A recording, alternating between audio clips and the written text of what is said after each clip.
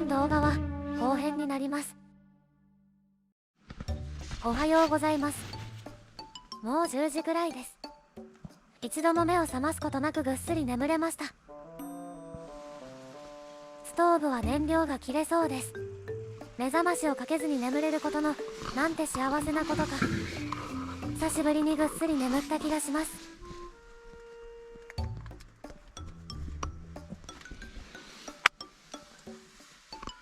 外はマイナス 3.4 度、幕内は 24.2 度もあります。それでは外の様子を見てみましょ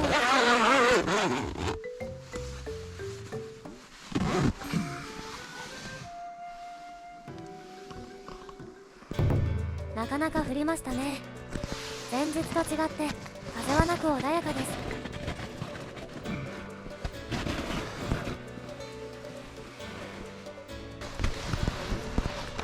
10センチから15センチくらい積もった感じでしょうか。狙い通りのプチ雪中キャンプになりました。フロックスにしなくてよかった。フロックスで来るか直前まで迷ったんですよ。危ない危ない。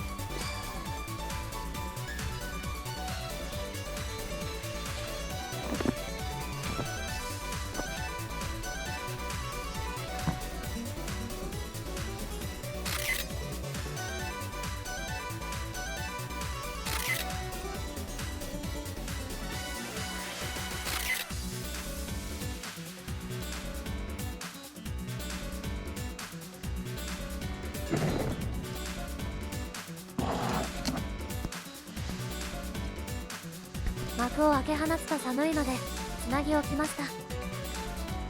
これ着てれば全く寒くない。昨日もこれ着ればよかった。まずはコーヒー飲みます。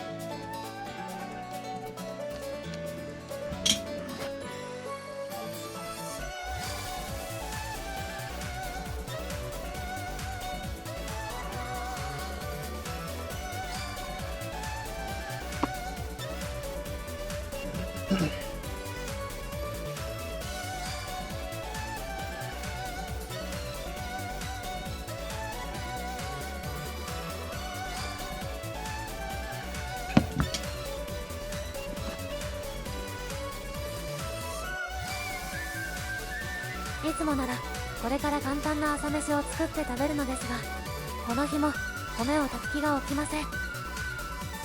食材は用意してきているんですけどね。旅館でいろいろと食べれるので早々に撤収をして、旅館でご飯を食べて温泉に入ろうかなと考えてるところです。ここの旅館、合鴨鍋が有名みたいです。というかそれなりの雪が積もったので無事に車を脱出できるか心配になってきてます。とりあえず今は動きたくないって感じです。あ、そうだ。今回初使用の湯たんぽですが、僕が起きた時間でもまだ冷え切っておらず、ぬるい感じでした。めっちゃ暖かかったです。冬キャンプに湯たんぽ、激推しです。今回のキャンプはご覧のような雪でしたが、幕内での結露はなしでした。昨シーズン行った雪中キャンプでは煙幕とサイズ感の似ているワンドックソロベースを用いていましたが、煙幕の方が格段に幕内が暖かく感じました。これがフルコットンとポリコットンの差でしょうか。煙幕はダブルファスナー付きなので、換気のため上の方をちょこっと開けることが可能です。ソロベースはダブルファスナー仕様となっているね。上の方に溜まる一酸化炭素が外に出るようにするためには、かなり大きくファスナーを開いておく必要があります。生地の厚みによる差もあると思いますが、換気のために開いておく範囲が違うのも膜内温度に関係がありそうです。いずれにしても結露は起きず、どちらも武骨でかっこいい膜だと思います。腰痛持ちの人には煙幕を強く押しますけどね。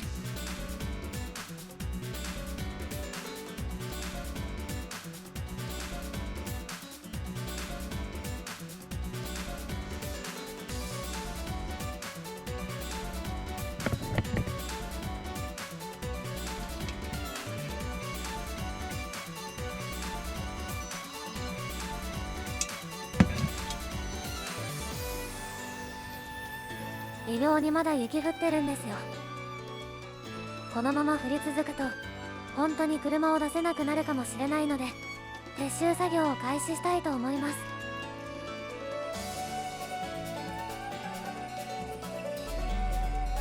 さて、今回のキャンプでの各所の最低最高温度を発表したいと思います。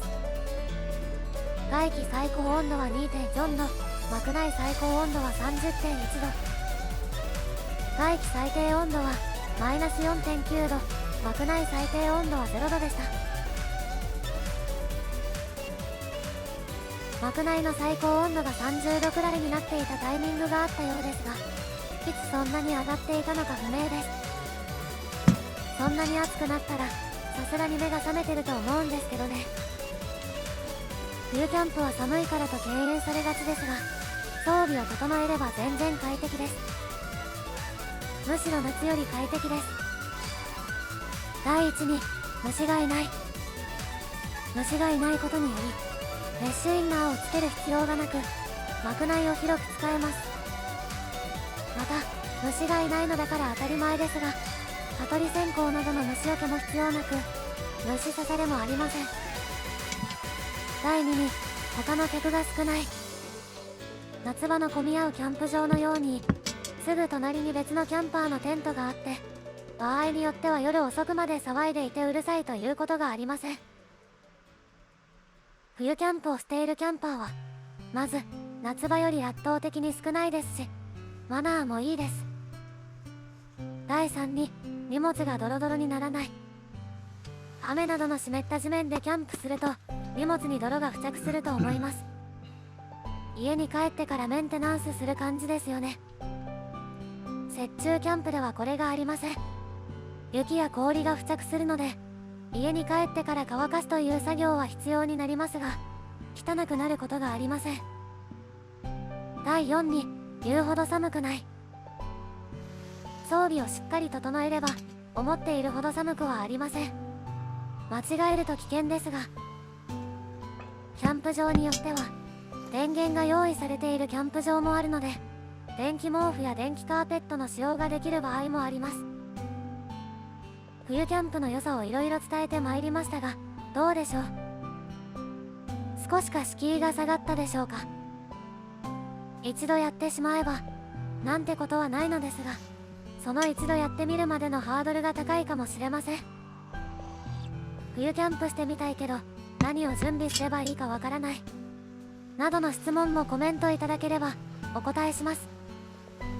冬キャンプチャレンジしてみませんか。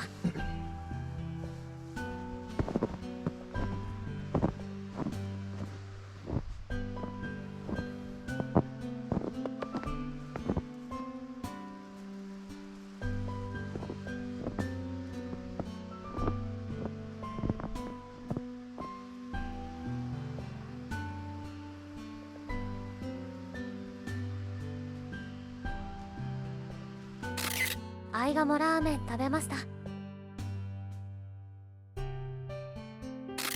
日本単独野営協会に所属しているともらえる券を使って温泉に入って帰りました。